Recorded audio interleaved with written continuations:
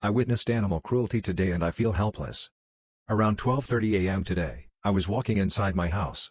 From my house, I was able to see the next block.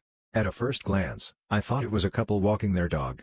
Then when I glanced again, I see a man holding up a camera. It looks like he was recording with flash, while another man was holding a small animal by the neck.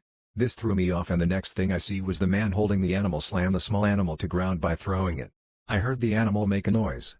After that, the guy then kicked it and afterwards the guy recording then kicked it as well.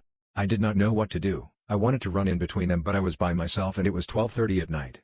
My neighborhood was dark and I am also an African American young woman. I was hysterically crying and freaking out after this. I got back into my car and drove to the guys. They were walking to their pickup truck. I looked at them and then tried to look at their animal. They then left shortly after. I was nervous they were going to follow me afterwards so I drove around. After driving around for a few minutes, I returned back home. I was debating on checking on the animal to see if it was alive but I was nervous about the men returning. After this, I called a local animal control and wildlife management office to see if they can help obtain the animal but they directed me to my town's police department. I spoke with the officer and he directed me to call animal control center different than the one I called. After this, I went to sleep. Today, I went to the neighbor's house. The animal turned out to be a raccoon, where the attack took place and seeing if they had cameras. I was going to see if they were okay with allowing me to use this footage for a police report. None of the neighbors answered. I'm still extremely emotional over this and I feel guilty over this. I feel like this will impact me and my view on animals forever. I needed to tell this story. If anyone has any advice, please comment. Something I want to say to my dad. Yesterday I lost my father to cancer. I still can't believe this happened. I just want to say to him that Dad, I am the worst son. I never made you proud. You always suffered BCZ of my stupidity and always told me to be honest and don't be selfish and help others and focus on your health, but I never listened to you. But now where you are now, Dad, I love you. I never said it to you but you always knew it, and now I will take care of my mother and be the person you always wanted me to. I will make your all dreams come true. I miss you and please forgive me, Dad.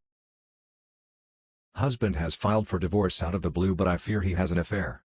My husband, 40M, and I, 37F, had a turbulent marriage of 13 years. I always wanted out because of his workaholic nature, absolutely zero sex drive, which he blames on my anger issues. He never understood it was a catch-22, and a passive-aggressive nature. I saw sexy messages on his phone but I couldn't copy the number. When I had confronted him he immediately put passwords everywhere. We have a 2-year-old baby and yesterday he informed me that he hates me and can't stand the sight of me because I treated him badly, fought constantly and was verbally abusive. In my defense, I was a good wife, never cheated even though it was a sexless marriage, did all the house chores, threw parties, cut off from all my guy friends because he felt uncomfortable, looked after my toxic in-laws who misbehaved with me time and again, to which my husband had they are my family, they are always right attitude, and during my pregnancy, and after having the baby he dumped me at my parents' place citing heavy workload in office. Coming to the cheating part, he had fertility app on his phone when I was 3 months postpartum. I didn't get my periods for 11 months pp. On asking he just didn't respond. Cold shoulder, no reply, total ignore behavior. He called a male masseuse at home without telling me and sneaked him in, till 3 a.m. on a Friday when I was out of town, who stayed for 4 hours at my home. Security app informed me. My husband clicks selfies, pics of what he eats, where he goes and deletes them so that I don't come to know about it. I saw few pics on his phone while he was messaging. He has another phone in his office.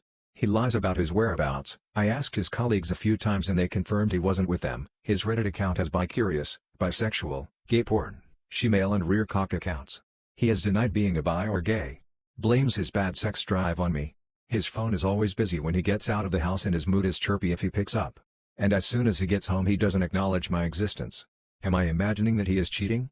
Is there a way to catch a cheating spouse who is working with government IT forensics and knows how to hide his tracks perfectly? I don't have a job or a house in my name. He claims he loves our child but never calls her up. He is an excellent father when he is with the baby at home. He never takes us for outings. He hides all his expenditure details from me. It's been 2 years that I'm unaware of the money situation at home. I still believe things will work out and he will come around. Am I holding on a dead marriage? Can you guys tell me, is there a way to catch him? I can't hire a pie. Is he really cheating? My mom forgot she promised to help me with money because of Alzheimer's disease. I'm in tears in the bathroom at work right now and so overwhelmed because I missed a lot of work and time with my son because of COVID, and so my mom promised to give me money to help out, but unfortunately I think she forgot.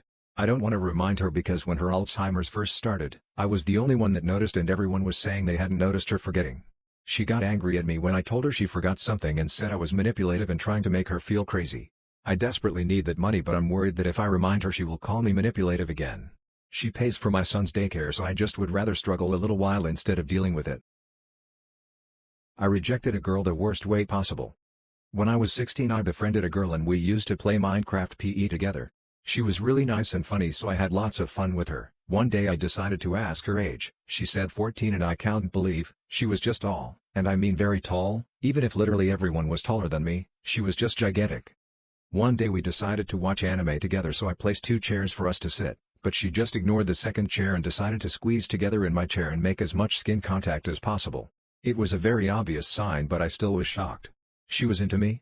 But girls don't like short guys, it can't be possible. After I realized the truth I got a slight confidence boost and decided that if she ever asked me out I would just accept. I wasn't in a position to be choosy anyway. That's where I realized, she was 14 and I 16, in 2 years I would be an adult and she would still be underage and I could end up in jail. That enormous age gap was too dangerous, so it was better to reject her. So one day, she came over in the sidewalk and finally said, "Hey, I kinda like you, you know? You didn't give an answer when I asked last time, you made me sad." When did she ask? My response that day was okay. Proceeds to walk past her with a blank stare. She disappeared and I haven't got news about her since. I regret to this day, I could have been a bit nicer and less cold and actually explained the reason, but social anxiety got me.